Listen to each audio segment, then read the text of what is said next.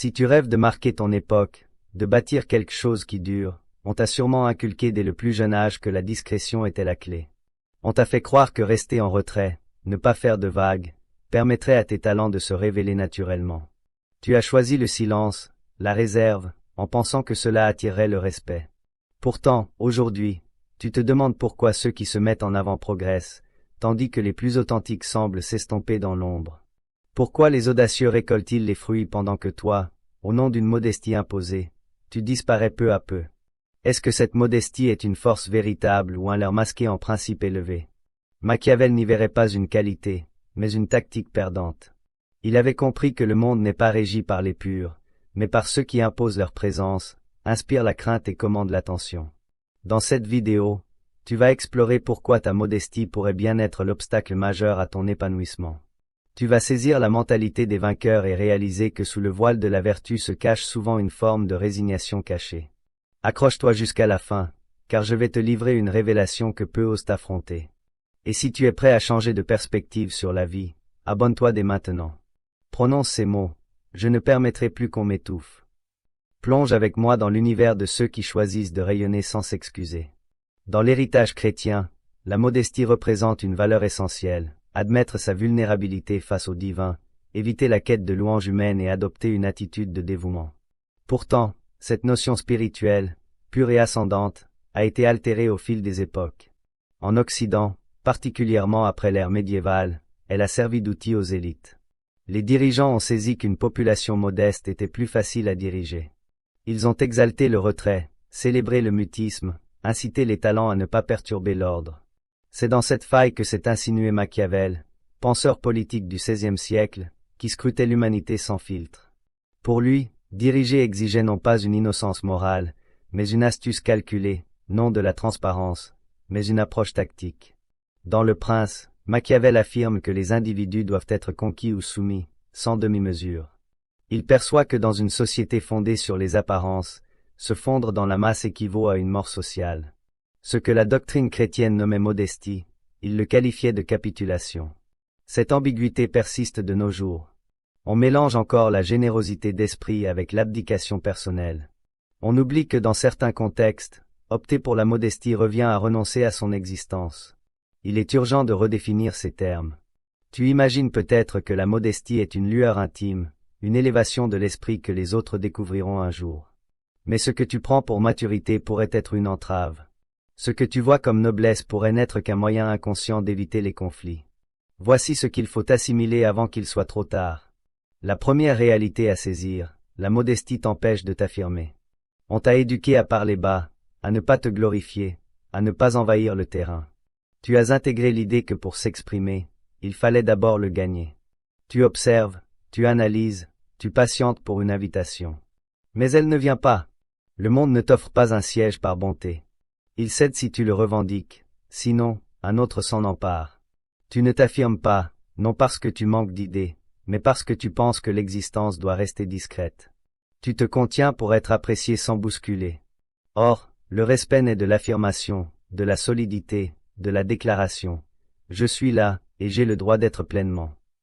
La modestie t'a conditionné à croire que la vraie force se dissimule, que plus tu te retires, plus tu t'élèves. Mais dans les interactions quotidiennes, ce pattern t'enterre vif. Les avancées ne quémandent pas l'approbation. Ils ne sollicitent pas le droit d'être. Ils s'installent, même avec des failles. Souvent, on écoute non les plus avisés, mais les plus évidents. Tu ne peux plus assimiler la courtoisie à l'invisibilité. Sans affirmation, tu seras toujours légué au second plan.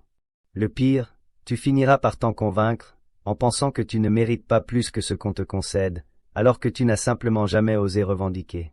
Si cela te secoue, c'est peut-être le signe d'un éveil. La deuxième réalité, la modestie te rend transparent face au pouvoir. Dans un univers dominé par l'image, l'influence et les impressions, qui ne se manifestent pas n'existent pas. Tu peux être le plus qualifié, le plus équilibré, le plus serein intérieurement. Sans te positionner, sans projeter délibérément, tu passes inaperçu. Le pouvoir ne traque pas les patients, mais les exposés. Ta modestie cultivée devient, sans que tu le vois, un mur contre ta propre exposition. Les influents ignorent ceux qui stagnent dans l'ombre. Ils repèrent ceux qui revendiquent l'espace, qui savent se promouvoir, graver leur marque, faire écho à leur aura. Ce n'est pas de la suffisance, c'est de la survie sociale. Le système repose sur des jeux de contrôle, de visibilité, d'autorité apparente. Dans cette arène, la modestie sans plan mène à l'écrasement. Même dans les domaines philosophiques ou créatifs, cette règle tient. Qui ne diffuse pas ses idées, qui ne propage pas sa parole, qui attend d'être convié, finit effacé. La modestie te fait espérer que le cosmos te repérera, mais il réagit à l'intention ferme, à la stance assurée. Sans proclamer « je suis disponible », rien n'arrive. Pire, on te jugera absent. Le monde n'est pas équitable, il est sensoriel. Il honore non les méritants, mais les affirmés. Si tu armes ta modestie comme bouclier, tu deviens translucide pour les gardiens de ton destin. Non par injustice, mais par ton retrait implicite. Le silence n'a pas de force dans les cercles du pouvoir. Ce n'est pas ton être qui est négligé, c'est ton absence qui est constatée. Tant que tu confonds maturité et retrait, tu restes hors des sphères qui modèlent le réel. La troisième réalité, une modestie démesurée attire les oppresseurs. Le monde ne prime pas la droiture, il sonde les vulnérabilités. Ceux qui t'observent ne discernent pas ta pureté, ton authenticité ou ton aspiration à l'harmonie. Ils captent ta stance, tes gestes, tes poses, et certains cherchent exactement ce que tu fuis. Une faille, une ouverture, un point faible à manipuler. Une modestie excessive te transforme en cible idéale pour les dominateurs. Tu ne contredis pas, tu ne t'imposes pas, tu laisses couler. Cette inertie voilée en sagesse devient un appât pour les calculateurs, car ils savent que tu ne combattras pas. Tu ploieras en croyant démontrer de la grandeur. Mais il n'y a rien d'héroïque à se laisser piétiner. Rien d'élégant à s'incliner devant les abusifs. La modestie, quand elle est permanente, émousse ta faculté à fixer des bornes. Elle te prive de ton réflexe défensif. Elle amoindrit ta stature, et inévitablement, elle aimante ceux qui veulent capter ton éclat sans réciproque. Tu imagines que ton mutisme désarme l'opposant, mais il le stimule. Tu penses que ton recul le pousse à réfléchir, mais il l'attise. Le tyran ne se rectifie pas face à la douceur. Il se repaît de l'espace vacant, et plus tu recules, plus il progresse. Être modeste, ce n'est pas s'évaporer, c'est connaître sa vigueur et décider quand l'employer. Si tu abdiques cette vigueur par routine, tu ne seras pas perçu comme élevé, mais comme ingénu, et les prédateurs sociaux ne t'accorderont aucune trêve. Dans cet univers, la modestie n'est pas honorée, elle est instrumentalisée. Tant que tu l'ignores, tu persisteras à tendre l'autre joue à ceux qui n'ont jamais visé ton bien. Ils testeront simplement tes limites, et iront aussi loin que tu autorises. La quatrième réalité, la modestie cache souvent l'appréhension de perturber. Tu affirmes ne pas vouloir te projeter, que ce n'est pas ton tempérament, que tu préfères céder la parole, mais ce que tu nommes modestie pourrait n'être qu'un voile fin sur une crainte inavouée. La crainte de bousculer, de créer du bruit, de ne pas suffire. Tu masques ton rayonnement derrière des justifications apaisantes. Je ne veux pas sembler présomptueux. Je n'ai pas besoin d'attention. Je choisis la réserve. Cela paraît équilibré, sage, pondéré. Mais en profondeur, tu sais que ce n'est pas tout à fait juste. Ce que tu esquives, ce n'est pas la prétention, c'est la confrontation. Ce que tu évites, ce n'est pas la fierté, c'est le jugement extérieur. Tu préfères qu'on te qualifie de modeste plutôt que d'audacieux, car l'audace implique un risque, exposer ses imperfections, défier l'ordre. Et tu n'y es pas prêt. Tu l'appelles modestie, mais c'est une esquive, et tu n'es pas isolé. Des multitudes de talents se murent dans le silence, non par discernement, mais par terreur. Ils feignent la sérénité alors qu'ils sont paralysés.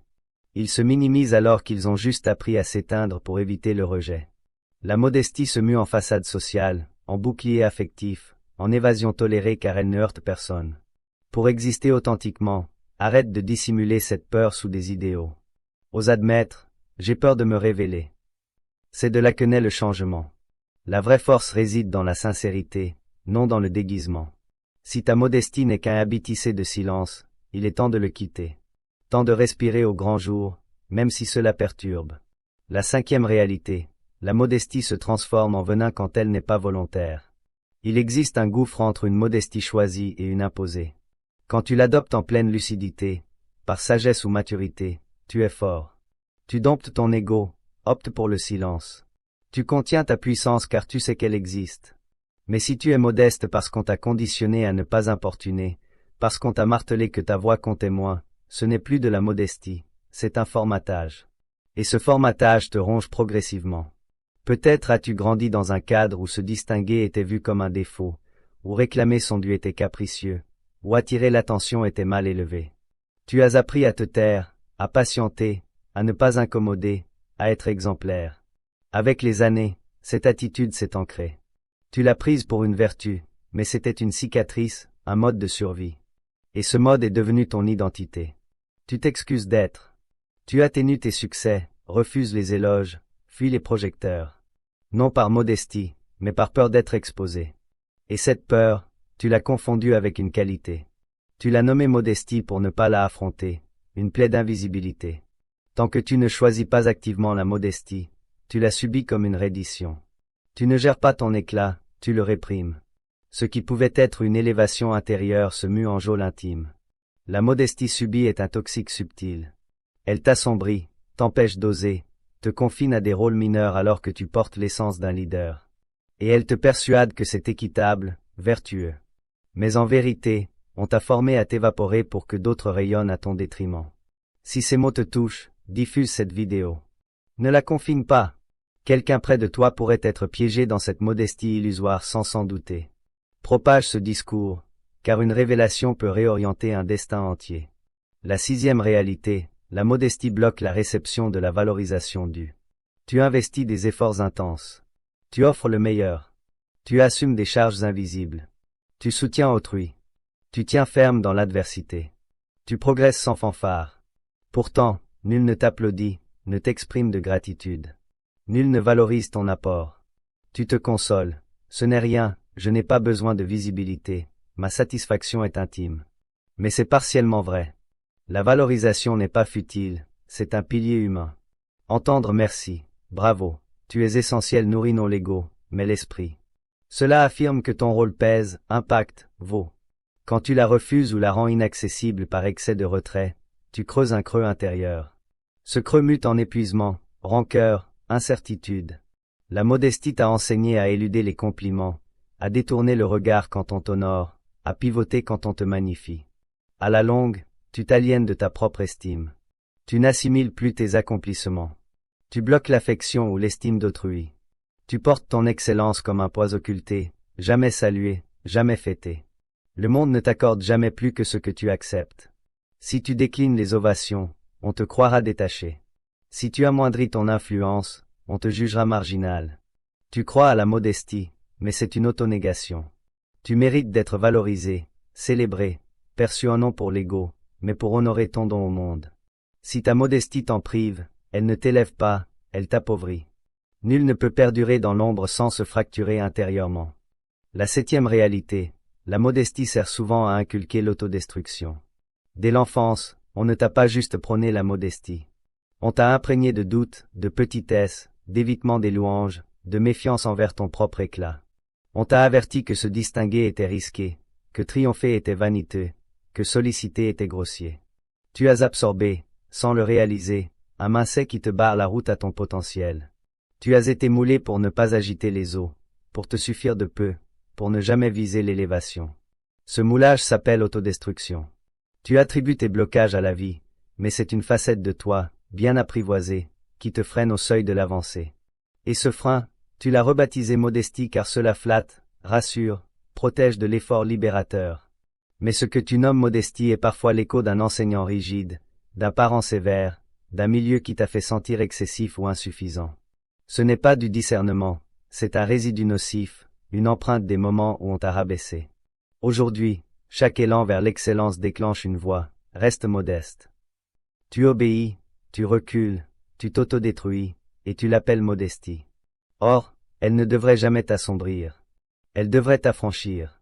Si elle te sépare de ta force, elle n'est pas tienne. Elle émane de ceux qui craignaient ton ascension.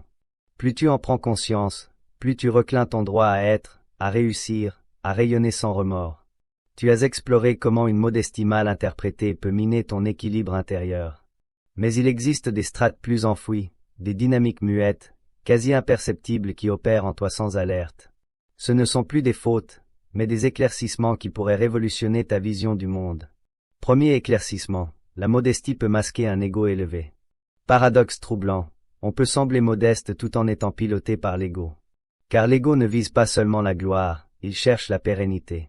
Parfois, pour durer, il adopte des formes astucieuses, sophistiquées, presque admirables. Il s'infiltre dans des attitudes de sagesse. Il se camoufle sous des déclarations de modestie. Il se pare de vertu. Tu affirmes ne pas quêter la valorisation, rejeter la rivalité, n'avoir besoin de rien. Mais examine, ne te sens-tu pas parfois supérieur dans ton retrait, plus illuminé que les exposés, plus pur, détaché, authentique? Voici le piège. L'ego élevé ne s'affiche pas toujours par suffisance flagrante. Il se manifeste par ce désir voilé de se sentir au-dessus, exempt des faiblesses d'autrui. La modestie pure ne condamne pas les rayonnants. Elle n'est pas menacée par le tumulte. Elle est paisible, fluide, ancrée. Mais corrompue par l'ego, elle se rigidifie. Elle se défie de l'exposition. Elle critique intérieurement les réussites. Elle se sustente de rancune tout en affichant sérénité. C'est laquelle devient périlleuse. Tu crois sincèrement être modeste, ignorant que l'ego s'exprime par toi. Tu déclines alors les chances, refuses d'être visible, d'être rémunéré justement, ayant lié grandeur à vanité. Tu oublies que la modestie n'oppose pas la force, elle en est le fondement, non la barrière. Questionne-toi, suis-je vraiment modeste, ou est-ce une image pour esquiver mon désir d'être perçu, aimé? Traverser cela initie la liberté. Deuxième éclaircissement, la modestie nourrie par la douleur forge une identité de victime. Certains ne sont pas modestes, ils sont fracturés, et confondent les deux car ils ont été repoussés, rabaissés, malmenés. Ils ont appris le retrait pour survivre. Ils ont intégré que leur silence valait mieux que leur expression, que leur absence incommodait moins. Avec le temps, ce survie s'est mué en identité. Il ne s'efface pas par choix, mais parce que c'est le seul sentier permis. Ils nomment cela modestie, mais c'est un legs de souffrance, d'enfance, de déloyauté. Ils ont pâti d'être vrais. Ils se sont rebâtis dans le retrait, sanctifiant ce retrait, faisant de leur invisibilité une qualité. Mais cette modestie est un piège, elle engendre une identité de sacrifice, une existence ancrée dans la peine, le renoncement, l'abnégation absolue. Ces individus excellents dans le don, temps, énergie, affection. Mais ils ne reçoivent pas, ignorant comment. Ils ont oublié leur droit à cela. Cette stance les consume graduellement. Ils sourient mais saignent intérieurement. Ils servent mais s'épuisent. Ils disent peu importe alors qu'ils crient muettement. Ce cri réprimé devient armure, masque, le masque de la modestie infinie. Claire et nette, cette modestie est une lésion. Elle n'élève pas, elle emprisonne, ne pacifie pas, anesthésie. Tant que tu restes dans ce sacrifice perpétuel, tu ne t'accomplis pas, croyant que t'effacer prouve l'amour. Mais c'est un reliquat de douleur non confrontée. La modestie saine naît de la vigueur intime, non de la souffrance enterrée. Elle ne vise pas la disparition, mais évite d'écraser. Pour l'atteindre, sort du rôle sacrificiel. Troisième éclaircissement, la modestie ignorée génère une rage contenue. Tu donnes, aides, te retires, te convaincs que ce n'est rien, que tu n'as pas besoin d'hommage, que c'est de cœur. Mais en profondeur, une pression sourde, une peine inavouée, une rage que tu n'oses nommer car on t'a enseigné que les modestes ne revendiquent pas, pardonnent tout, ne gênent jamais. Tu persistes, accumules silence, déception, ingratitude, enfouissant cette émotion. Tu la masques sous des mots doux, ce n'est pas grave. Je n'espérais rien. Ce n'est pas pour ça. Mais ton corps enregistre, tension musculaire, geste raidi, regard fuyant. Un jour, tu éclates ou imploses. Cette rage refoulée est toxique. Elle t'aigrit sans explication. Elle te fait suspecter autrui. Elle transmute ta libéralité en irritation. Tu commences à penser que nul ne te respecte, ne te voit. Et c'est vrai, nul ne te voit car tu t'es rendu invisible. Tu visais la modestie, mais es devenu fantôme. Maintenant, tu en veux à tous. À ceux qui occupent l'espace. Tu les méprises, jalouses parfois. Tu les taxes de superficialité, de vide. Mais ils obtiennent ce que tu n'as jamais réclamé. Et tu ne te le pardonnes pas. Une modestie déséquilibrée crée toujours une friction interne car l'humain requiert réciprocité, valorisation, balance. Donner sans retour t'affaiblit. Pardonner sans exprimer t'empoisonne.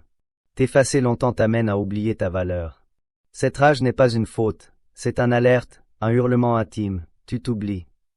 Écoute-le, où il se mue en amertume voilée en modestie. Quatrième éclaircissement, la modestie imposée peut ruiner les liens humains. Tu crois que se taire en conflit démontre sagesse, que céder montre maturité, que ne réagir élève au-dessus. Mais parfois, ce que tu appelles sérénité est juste une peur d'exprimer tes besoins, de déplaire, d'être délaissé. Tu emploies la modestie comme garde-fou et t'effaces. Dans une relation affective, amicale, professionnelle, ce mutisme devient venin. L'autre ne lit pas ton intérieur, il voit tes actes. Sans borne posée, il croit que tu n'en as pas. Sans réclamation, il pense que tu n'en veux pas. Si tu ploies toujours, il te jugera faible. Tu crois promouvoir le bien, éteindre les frictions, mais tu déformes le lien. Tu instaures un déséquilibre. L'autre prend plus car tu donnes sans limite. Parle plus car tu te tais. Décide plus car tu n'imposes pas. À terme, tu alimentes des dynamiques malsaines, des échanges unilatéraux, où tu es toujours l'accommodant, l'excuseur, le supporteur. Un jour, tu réalises que tu n'es pas aimé pour toi, mais pour ta tolérance. Pas respecté, mais exploité. Et tu ne peux blâmer autrui, tu l'as formé à te traiter ainsi. Tu as cultivé l'image de la personne modeste, douce, conciliante. À force de viser la paix, tu as supprimé ta voix. La modestie n'est pas se nier dans le lien, c'est savoir quand reculer ou avancer, dire non sans crainte, j'ai besoin sans honte. Si tu n'oses pas, ta modestie devient fuite, une élégante petitesse. Une fois perçue comme mineure, en sortir est ardu. 5e éclaircissement, la modestie entrave l'expression de ta vocation profonde. Tu ressens parfois une flamme intérieure, une pulsation insistante sans mots, ta vocation, ta raison d'être, ce que tu dois édifier, incarner, partager. Mais tu l'as souvent étouffé au nom de la modestie. Tu t'es dit, pas le moment, pas prêt, vouloir plus serait orgueil. Pourtant, tu sais que tu es destiné à plus grand. Tu sais avoir un rôle, mais au lieu d'embrasser ta quête, tu attends, te prépares, t'effaces. Tu confonds patience et autocensure. La modestie devient alibi parfait pour esquiver l'appel. Répondre t'affronte à ta grandeur, que tu crains, briller, assumer, échouer. Tu l'habilles de termes flatteurs, prudence, modestie, mesure. Mais tu ne fuis pas le monde, tu te fuis.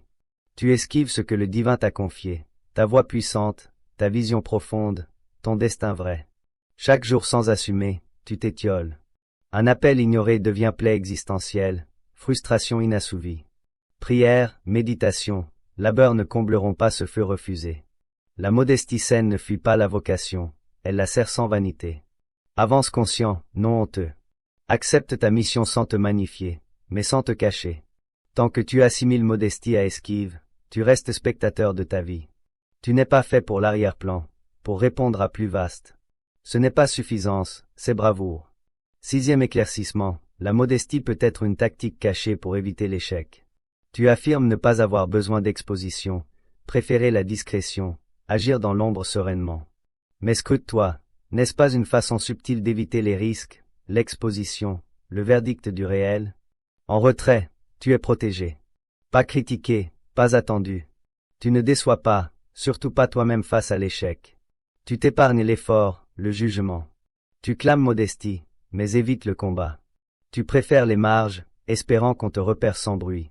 Mais nul ne vient, la vie élève les visibles, même maladroits.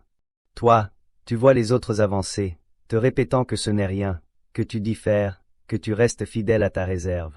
Mais au fond, tu brûles d'essayer, terrifié par l'échec. Tu optes pour la modestie comme bouclier. Tu refuses la reconnaissance par peur de chute. Refuses le succès par crainte de l'échec.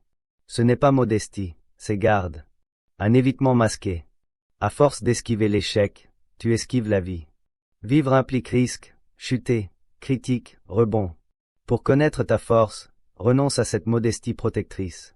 Ose perdre, errer, imperfection. Seul chemin vers l'authentique. L'échec ne ruine pas, le retrait, si. Pour la liberté, sors de cet abri. Arrête de te cacher sous cette modestie aisée. Tente. 7e éclaircissement, la modestie devient nocive quand employée pour gagner l'amour. En toi, un désir viscéral d'être aimé, digne, validé ou peut-être jamais reçu. Un jour, tu as lié amour à sacrifice. Pour être aimé, tu devais être réservé, utile, lisse, sans demande, sans ire, sans besoin. Tu as adopté la modestie comme plan, être l'indérangeant, le compréhensif, l'attendant. Tu pensais qu'en étant assez bon, calme, modeste, on te choisirait, verrait, aimerait.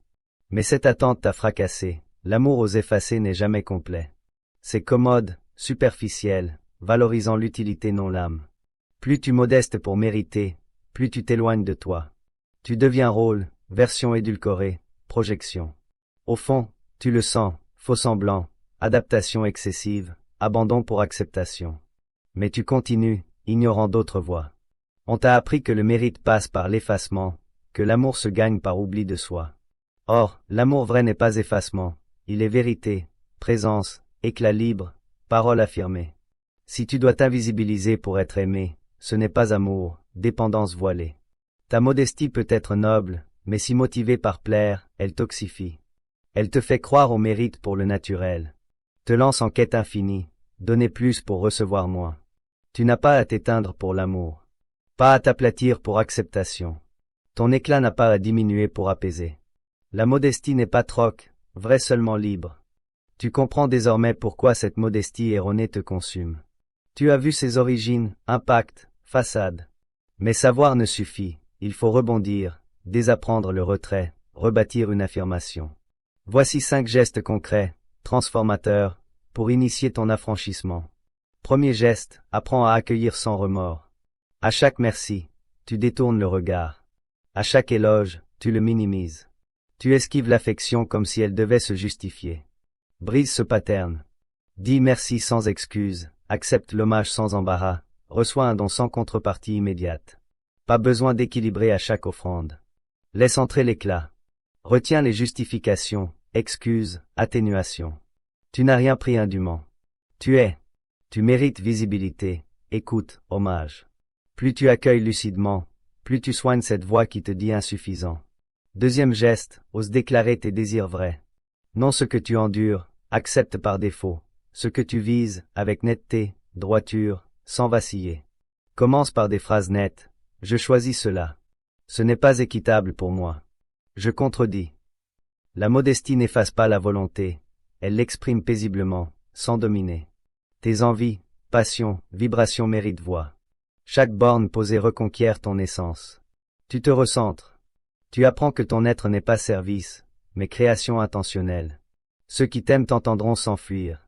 Troisième geste, quitte le rôle du soutien muet. Tu n'es pas fait pour disparaître derrière autrui. Pas une ombre dans le récit des autres. Tu es acteur principal, parole, perspective. Remets ton identité au cœur de ton parcours. Arrête de tout assumer seul. N'attends pas qu'on sollicite pour émerger. Prends la parole, même hésitante. Fais des choix authentiques, même contestés. Redresse-toi. Affronte les regards. Déclare je suis.